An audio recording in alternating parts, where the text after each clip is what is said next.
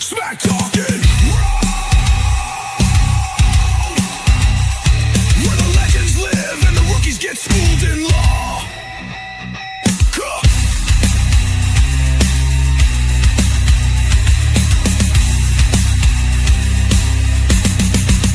This ain't just talk. This is smack talking raw. You ready, Pinky? Judge always Ron. Let's lay the smack down. Boom!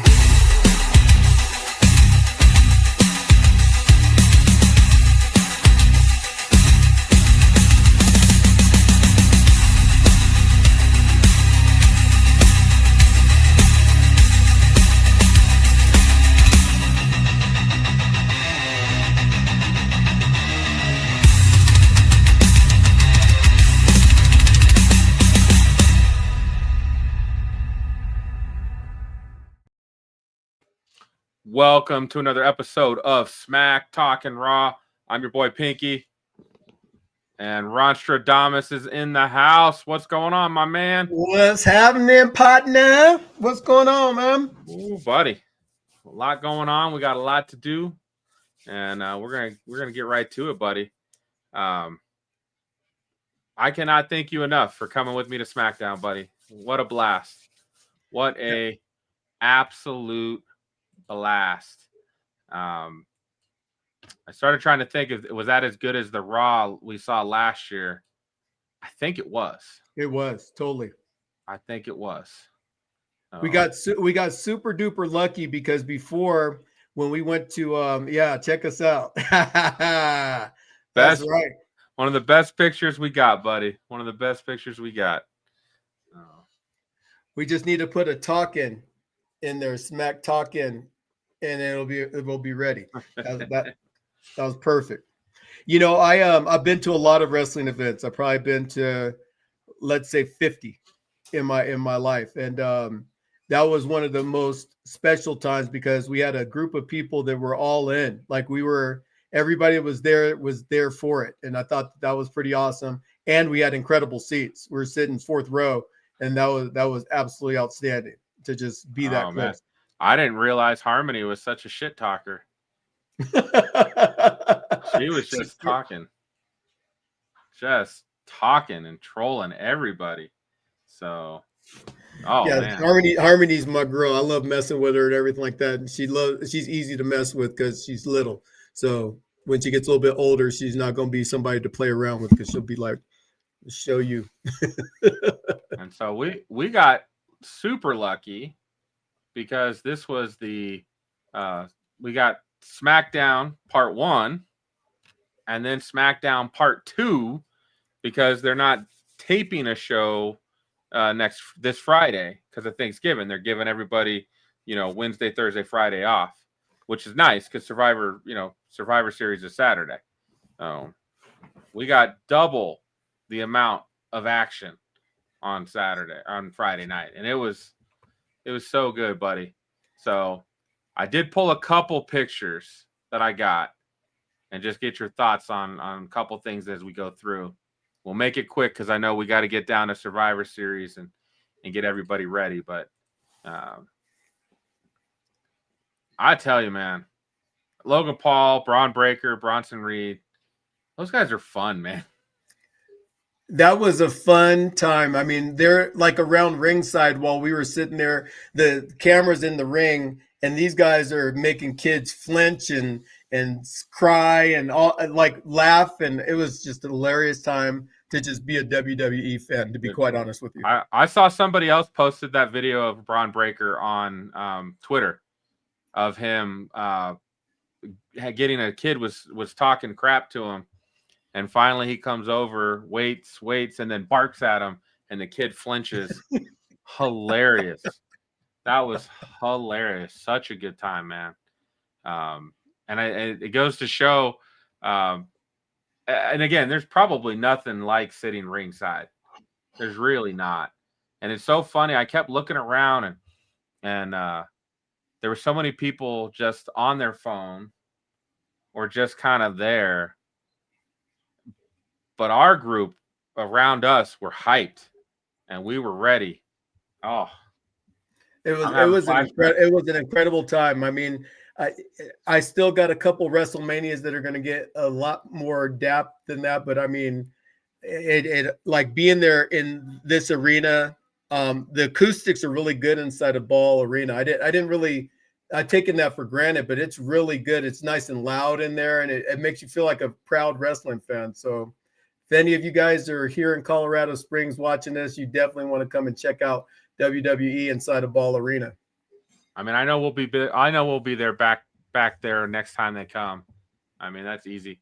I feel like out of all I took a lot of pictures, took a lot of videos. This one just hits me. And Carmelo put on quite a show against Bronson Reed. He showed out, and I dug it, man. I was like, wow. I knew he was good, but man, he maybe they're starting to push him to the next level. What do you think? I sure hope so. I mean, like his matches, we'll talk and cover in just a minute, but the match against Bronson Reed, it looked like proverbial David versus Goliath. And, you think it to yourself, Carmelo's been mostly a jobber the whole entire time he's there. So maybe he's gonna lose this one, but to see him come out and win, that was pretty awesome. Pretty awesome. I like the way that they kind of worked it into the story.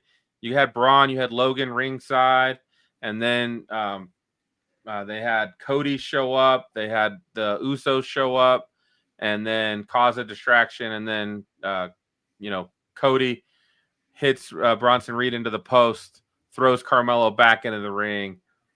10 count. It's over. Carmelo wins. He gets the hell out of Dodge. Smart guy. He was like, I'm not hanging around. I'm gonna get back to the locker room as fast as I can. But yeah, I am a Melo fan. I think that you should find a way to get Carmelo this picture and let him see it at least. I did. Did you? I posted it on Twitter and tagged him in it. No response. So Carmelo, that's why you're sitting the bench, homie, because you don't play with the players. And then of course I got my man. I got a couple good shots of my man Penta. Okay. That was a great match between Penta and Finn Balor. Lots of fun. I felt good that Penta won. Made me feel all special. And then I cried last night. So there's a lot of tears. A lot of tears. Penta gonna be out for a little bit. We'll see how bad that was. Another great shot. Oh yeah. Becky Lynch, Nia Jax, Kairi Sane. Asuka was already getting out of the ring. I've got a bunch of them. I've got pretty much 5 or 6 of these pics of Becky Lynch yelling at everybody. What was so great about this is I was taking video. I've got video of the good girls coming out, right? Rhea, Charlotte, Alexa, Io, and then I've got video of AJ Lee getting announced. And I'm sitting here focused on AJ Lee, and then they're getting attacked in the ring. That was good. That was good. They pulled a swerve on me. I was not prepared to have to move my camera to the ring so fast. Oh, no, what a great time. And then of course we had it went into night 2. I hadn't seen Charlotte wrestle because last year on Raw, she's on SmackDown primarily. I think she was still hurt when we saw her or saw Raw last year. I was impressed, man. I really enjoyed her match with Asuka. That was a heck of a match. What did you think?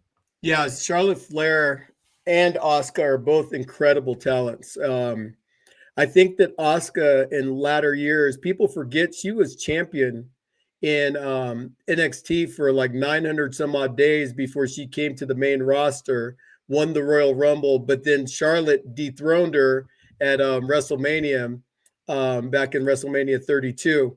And that was an unfortunate thing. They should have let Asuka just run to the stars with that one. But Asuka is an incredible tag team talent and incredible individual talent. She's one of those that can do it. And Charlotte, she can do it all. I think she's a much better heel than she is a face. But at the end of the day, you know what? Having Charlotte Flair on WWE programming is not a bad thing. I would agree with you on that, Ron. And I want to see her back in the main event scene, playing with the big girls, right? Feuding with Jade. Like Jade needs someone to feud with. So bring her back up. What I will say is I just really like seeing her have fun. You can tell she is having fun with what she's doing right now. And there's definitely something to be said for that. I enjoy that. And then I also got a really good pic of our guy, LA Knight. That's your picture? Yeah. That's a sweet pic, bro. Use your iPhone and erase that finger, and you got like some. I did on my gallery and my phone. I removed the peace sign there. This is our Google Drive. It was easier to pull up the Google Drive on the computer. So, but yeah, I did erase that. I'm gonna post the Night 2 pictures probably tomorrow on the page. Sweet. So, but yeah, seeing LA Knight, and one of the coolest things was between night 1 and 2, or taping 1 and 2, however you want to say it. I had to go to the bathroom, and I knew Harmony probably had to go to the bathroom.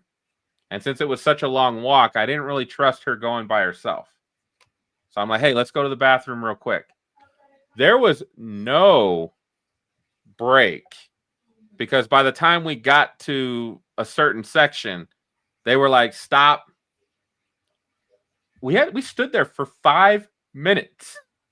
5 minutes before Jey Uso comes down the stairs.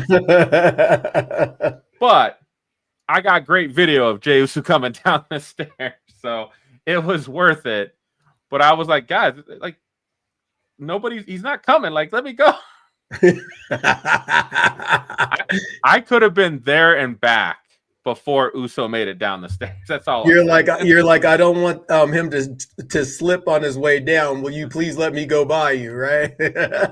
But and so it was night 2 was great. There was I think maybe they filmed a couple things last night too, because I felt like there was only Charlotte, Asuka, LA Knight, and Uso.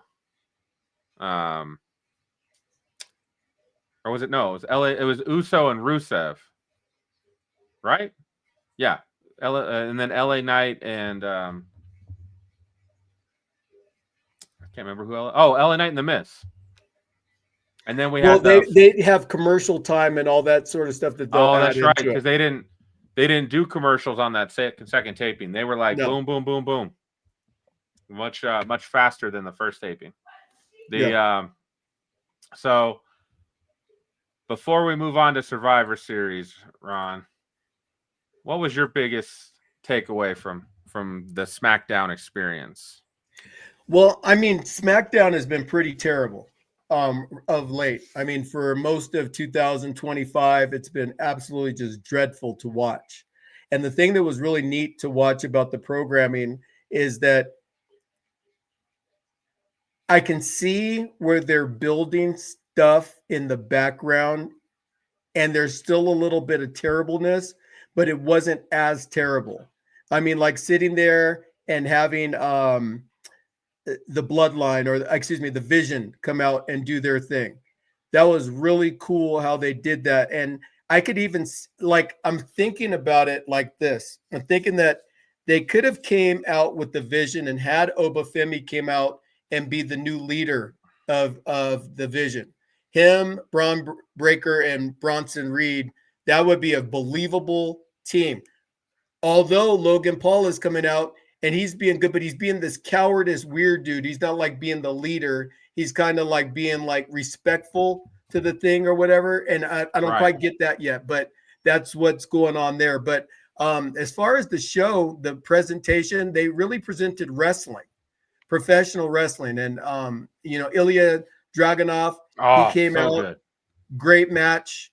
You had the match with Rusev, great match. I mean, even when Cody Rhodes came out and he was on fire after they caused Bronson Reed to lose the match, and he was like, it felt like War Games is getting ready to happen. So they did all the. That may have been one of Cody's best promos. Yeah. And with so that fire and anger he had. So in that space, it was really exciting, and it came over to Raw last night. So before we get to SmackDown, let's talk about Raw a little bit. I mean, the opening introduction of having Roman come out and then be interrupted by Cody coming out to be interrupted by CM Punk coming out. That was that was one of the best interview sessions that I've seen in a long time, because you have three of the most powerful people in WWE that are baby faces that don't like each other, like leading off the show. And it just left a lot of and it brought Roman Reigns back to prominence, because till this point, Roman Reigns has been in the background and feuds with Bronson Reed and nondescript matches, what have you. And I thought, in my mind, the way I took that opening, which I really liked, is it left it open to Roman Reigns wants the title back. Which title is he going to go for? And I immediately went, Roman's winning the Royal Rumble. Because now he gets to carry that whole thing about whose belt do you want. And he's like, I'll let you guys figure that out. He wins the Royal Rumble, and now you can carry that story forward of him picking which one he's going to go after, right? So, I immediately went Roman Reigns is winning the Royal Rumble. Or maybe he doesn't, and maybe he gets the leftovers, which is also a nice little thing. It's a nice little tease that they put in there. It's Royal Rumble on January 31st, followed by Elimination Chamber at the end of February. So those are the two opportunities challenge for the title. So I just feel like if Roman's back and they want Roman back, he's winning Royal Rumble and he's going after one of the titles. So continuing on with Raw, your man Penta, he got banged up, man. What's up with that? Well, sometimes you maybe doing a hurricanrana on the outside is not the best thing to do. And again, when you're a high flyer and you do those kind of moves, you're taking those risks, right? Right. So I felt awful. I thought I had a feeling Penta was going to win. It looked like Solo. that for sure. Yeah. I had a feeling because Solo's still got the MFTs and they're feuding and they got Sami Zayn, they got all that stuff. Penta making it to the next round, having another match with Gunther sounded like a good idea. And that injury kind of shut that down. So. What about our man Brock Lesnar falling all over the place? That was hilarious, man. That was hilarious. It's like him splitting his pants, him slipping, like he comes to do his, oh shit. As a fat guy, what I love about that is that's something that I would do. So when Brock Lesnar does something stupid like that, it makes him more human to me, and I love it. Yeah. So. Give him the kudos that he needs to have. I mean, like going over the matches, so we had the Wargames advantage match. What did you think about that? That was cool. I mean, I figured that's what was going to happen. You know, Drew and Logan pulling it out against the Usos. Again, I still feel like the bad guys having the advantage is what causes that concern for the audience, right? When the bad guys are up on and beating up the good guys have to overcome. And that's what we want, right? We want that story in the ring. So I like it. And I thought they did a good job of getting that done properly. So I have a prediction. I'll save it for later though. Okay. Whew. All right. Our guy Gunther had another fantastic match against Carmelo Hayes. Wow. And I was kind of sad Carmelo lost, because I started thinking, I was like, man, Carmelo's the young guy. He's really good. He needs that. He would be helped by that rub from beating John Cena. It would help elevate his stock. So I was hoping he would win. And then, after a while, it's like, oh, they're going to have Gunther win. Like you could kind of tell, okay, they're having Gunther win. But I think Gunther still helped elevate Carmelo Hayes' stock because that was a damn good match. Damn good match. And Gunther does what he does, right? He helps the other guy look strong, and then he stops the momentum. The other guy powers up, gets some moves in on Gunther, and then Gunther shuts him back down. And then there's that moment that it looks like the other guy's going to win. And then Gunther kicks out, and then the next thing you know, it's over. Yeah, right? he power bombs him to death, and he slaps him to death, and he's amazing. That power bomb, I was like, oh. Yeah, that looked like it. That was like, Carmelo going to feel that in the morning. He going to feel those chops. He sold those chops really well, which I'm sure they hurt. I don't think he had to do a lot of selling. But Carmelo, like, you could almost see because they'd zoom in on him, and he'd be like, yeah, he had the facial expressions and everything. That was incredible. And then when Gunther had him in the sleeper holds and everything like that, like he was like trying to get out, and then he did get out, and then he did the reverse DDT. Oh yeah, yeah, that was incredible. So good, man, so good, and that it just continues to remind me why I'm such a Gunther fan. Because he's just a monster. And he to me, he's an old school wrestler. Everything he does is like straight out of the 80s. Yes. And I love it. Oh. So then we have Rey Mysterio versus JD McDonough. I don't think JD McDonough has bad matches. I loved my daughter was calling him Lord Farquaad. And I feel so bad because I like JD. And it's wrong, but it was funny. It was funny. He is Lord Farquaad. Yeah, he is Lord Farquaad, and God, he is so good. He is so good. I do think he's the guy he's probably going to be a jobber.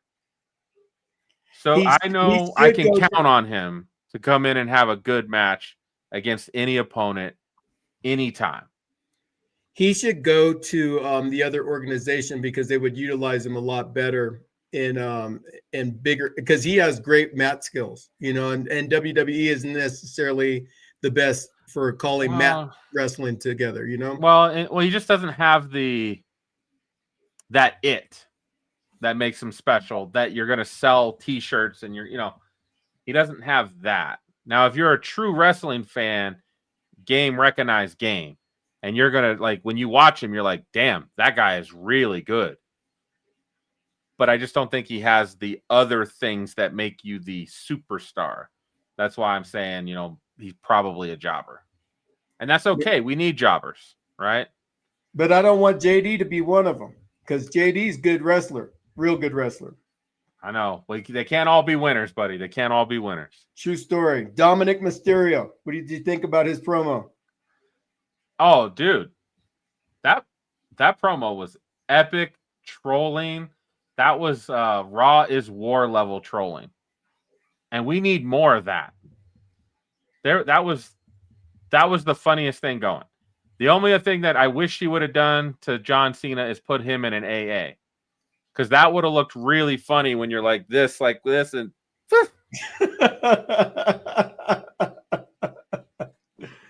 Yeah, Dominic Mysterio, I think he's well on his way now at 27 years of age to being a not only a top wrestler, but a top tier wrestler for years to come. He's got about 15 years in his tank. He's going to do some things for sure. Man, he had a fantastic match this weekend in AAA as well. Yes. That was a great tag match with LD Vikingo and El Grande Americano and I'm trying to remember who was the guy that tagged with El Kingo. We're getting old, bro. El Vikingo has turned heel. Oh, Dragon Lee. There's Dragon Lee. and El Vikingo is turned heel and basically left Dragon Lee high and dry and left the ring. So fantastic. The AAA thing this weekend, pretty good stuff. But the main event was the match. That was the match to watch. So, And Becky Lynch, what did you think of her promo?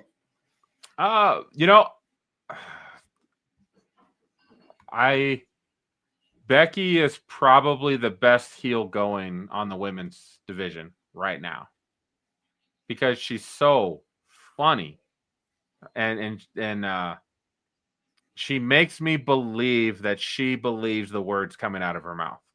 Yes. And so when she's talking trash, I loved how everything she said in the ring still kind of put down her teammates. Yeah, she was building herself up while she was talking about how great her team was. It was awesome.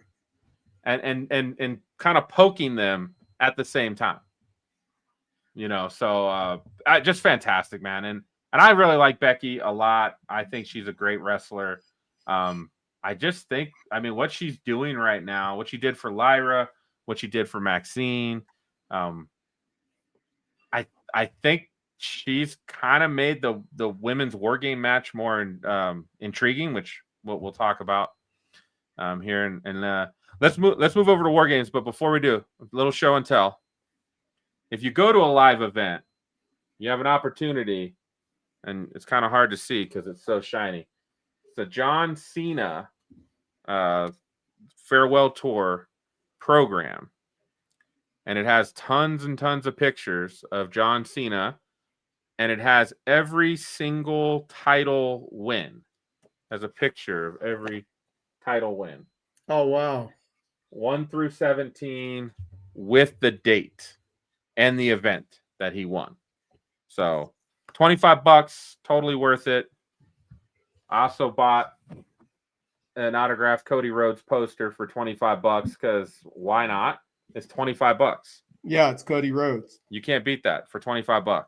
So, and then the last thing for show and tell, I bought my first, and this is because of my cousin, Alex. I got my first wrestling figure. That's awesome. I saw this at the nerd store. It was the only Jacob Fatu. I said, well, you got to come home with me. So that's a show and tell, Pinky show and tell for this week. That's awesome. That's awesome. Well, you know what, guys and gals, it's time for Ron's rant. And I haven't ranted in a while. And you know what? For the first time in months, it's not going to be about Paul Levesque. Oh, yeah. So I can see that the ears are starting to listen to what the fans are saying, and I see that they're looking to work that out. But today, my rant is about people that are getting pushes that don't deserve them. And I'm going to talk about one, Sami Zayn. Okay, so I'm listening. So Sami Zayn is one of those wrestlers to where when I look at him, I think that I could beat Sami Zayn. You know what I'm saying? Like at the end of the day, he doesn't do anything that's special or anything like that. He has this false bravado and everything like that. And what's important about having a professional wrestler is not making them so that it's like you're trying to fit somebody in there to get the participants trophy.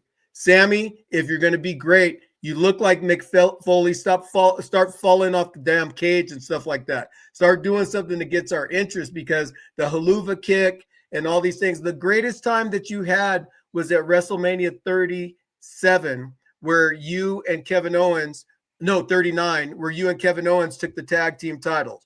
That was an incredible thing that you did. However, when I'm watching you just in general, Sammy, you're boring. You don't really come, well, you're always I'm the victim guy and all this sort of stuff. Why is everybody doing this stuff to me and everything like that? We should have kept Karrion Kross and got rid of Sami Zayn. Ron's rant's over. I can't even argue that point, Ron. I can't. Sami Zayn to me is a jobber. And every once in a while, give him a win or two here and there. He does do some good matches, but he's not that interesting. Yeah. So why push people down like Carmelo Hayes? He's interesting, puts on a great show and everything like that. And he's sitting and catering while Sami Zayn is taking the spotlight of what? Because he's been there 15 years? I mean, he's built up some cachet. But yeah, I'm not a I think Sami Zayn is fine. Nothing wrong. He usually puts on good matches, but to me, there's not anything overly. One of the times Robert sat in for you, he also said it's time to move Sami Zayn out. So he would agree with you. All right, buddy. You know what time it is. War game. It's time for war games. Let's go, baby. Let's go. All right, man. So, and this is our prediction show. So I think you've got the list there. So far, we only have 4 matches, which probably makes sense because I think the men's and women's war games go for like 40 minutes apiece. So, starting off, we've got Nikki Bella and Stephanie Vaquer for the women's World Heavyweight Championship. Tell me about it. So I actually think this is going to be a good match. I think that Nikki, the last couple times she's been in the ring, she looked a little rusty. And I think right now she's going to come out and she's going to give Stephanie a great match. And I think this is a real coronation for Stephanie because I think that she's going to beat Nikki really good in a great match. So I give it to Stephanie. Yeah, there's no way Nikki wins this match, right? No way. Because I feel like Stephanie's got to carry that belt into WrestleMania and beyond. I feel like she's the biggest draw, so she's got to keep it. So yeah, I'm going with Stephanie. I'm kind of concerned on this match, but I do think there's a lot of respect between Stephanie and Nikki. And I know Stephanie looks up to Nikki, so I know they're going to want to put on a really good match. But Nikki's matches have been kind of up and down. So I am a little worried on that.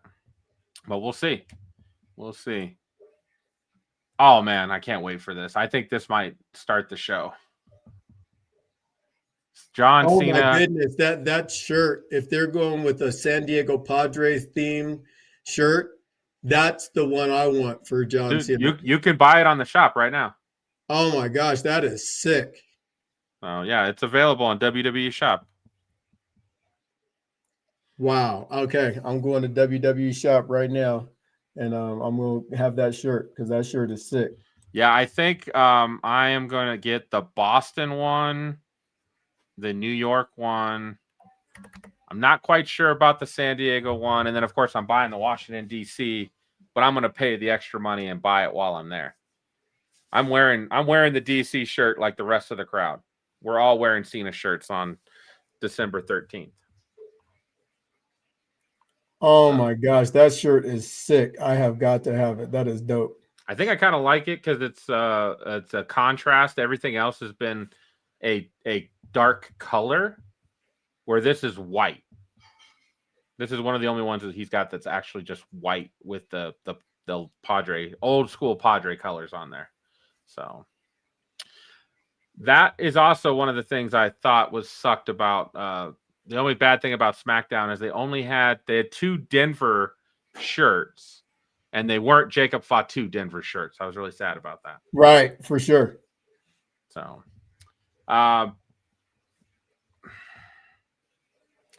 this is the match that I really struggle with. What's going to come out of it? I feel like John, knowing John, will want to lose to Dom. But in my head, I just feel like his last match, losing the IC title and putting his opponent over makes more sense. So which way are you going to go?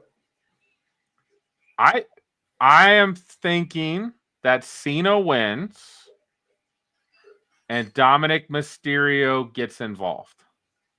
Not Dominic, I'm sorry, Rey Mysterio gets involved. because it's in San Diego. Ray's not in a match. Ray's going to be there. And helping his son lose would still be a fun thing, which I think will also lead to Rey Mysterio and Rey Fenix will tag up at the next AAA event in December against Dominic and El Grande. Because that match was already booked until Penta hurt his shoulder. The Lucha Bros were back until Penta hurt his shoulder. So I'm going to use your same conversation that you're having right here, that Rey Mysterio is going to get involved and he's going to cost John Cena the title by accident.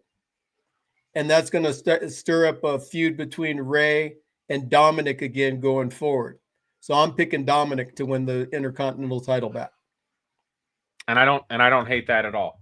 I don't hate that at all. Because I can, again, knowing John, I feel like John will want to thank you for letting me get the title, get my Grand Slam championship in there.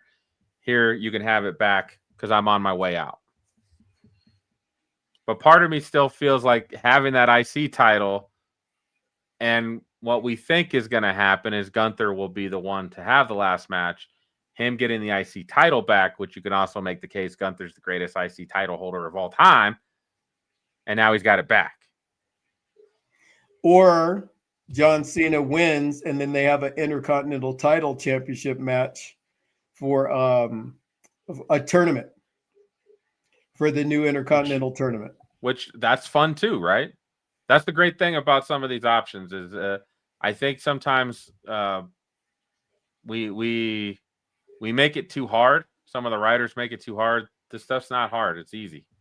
Yeah, it writes itself. Like at the end of the day, we sit here from time to time and we sit here and speculate, and it's just like it just makes sense. Everything that we're talking about, and they make it like, which we had not talked about this at all. And we both thought Rey Mysterio will get involved. Yes. So let's go. Let's go. God, this is gonna be fun. Do you think this is the lead off match? Or do you think they'll start with like the women's war games? I think they're going to start with the women's war games. I think that they'll go to Stephanie Vaquer, and they may go Cena, Mysterio second, and then Vaquer versus Nikki. But I would think that they would do Cena and Mysterio just before they get to the final match. All right. So talking about the ladies. Collection of fine ladies and damn good wrestlers. I would say damn good wrestlers. I wouldn't say what you just said. I look around and I'm like, maybe Io and Asuka and Alexa. I mean, we must have different views of ladies, Ron, because I'm not kicking any of them out of the bed. I might run from Lash Legend because she looks like she might beat my ass, but you know, I'm an equal opportunity lover from what I've been told. So hey, get it. So you know, you gotta keep your options open. The more fish you can go after, the better chances you have. That's for sure. I am super excited for this. And we have a pretty good, I mean, almost all the women in here have a pretty good resume already. The one outlier is Lash Legend. And I'm really expecting a really good showing from Lash Legend and showing her to be a very dominant force here in the future. What I would like to see sometime is inside of Wargames, like the WWE Championship on the line. Like you have two factions against each other. And so, for example, let's say that Roman Reigns was the champion when he was in the Bloodline. Then you got John Cena, CM Punk. And the responsibility is to make sure that you guys walk away with the title. And if you're the one that also pins the champ you can become champ. So it can be like you're defending the champ and now you're trying to pin the champ.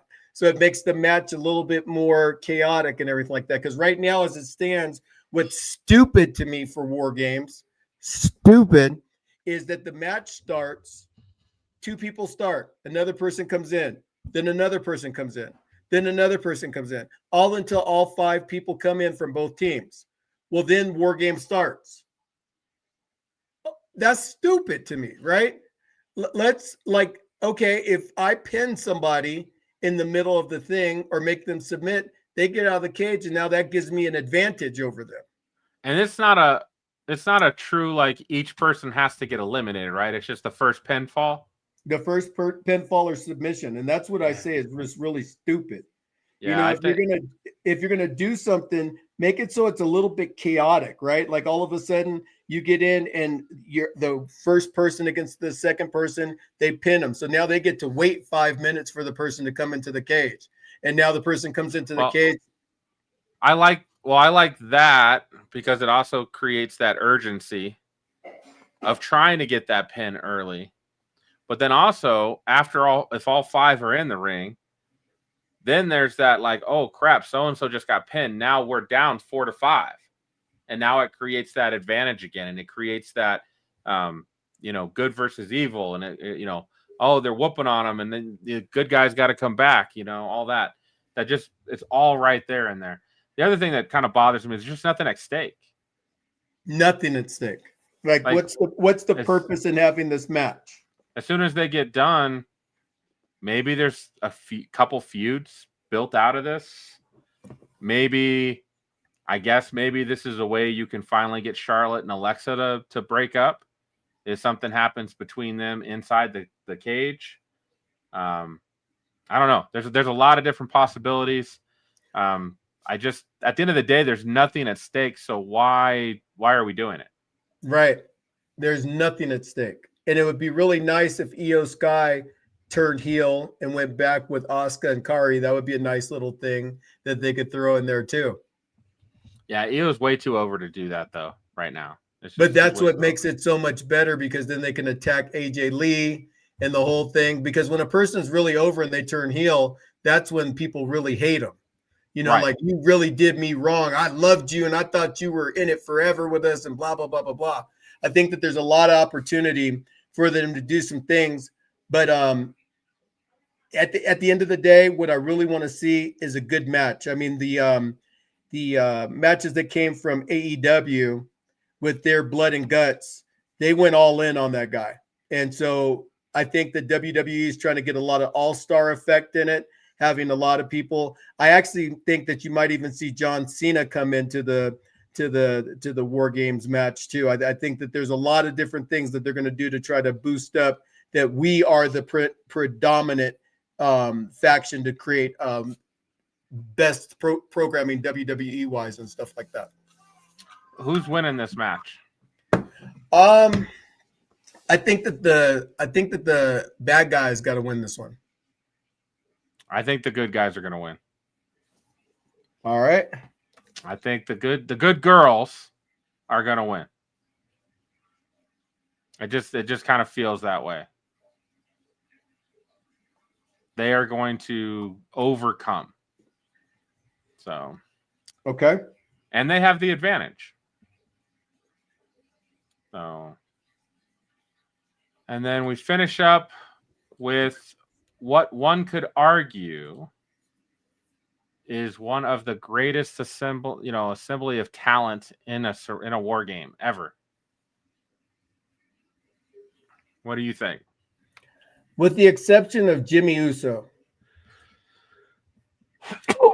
Jimmy Uso has lost a lot of stock over time with regards to his character and stuff, but the Usos are still, one of the best tag teams ever inside of the professional wrestling ring. But I'm looking at the bad guy team of Drew McIntyre, Bronson Reed, Brock Lesnar, Braun Breaker, and Logan Paul with Paul Heyman outside. Even though they have CM Punk, Cody Rhodes, and Roman Reigns and Jey Uso, that just seems like a most dominant team ever assembled for War Games. the bad guy team.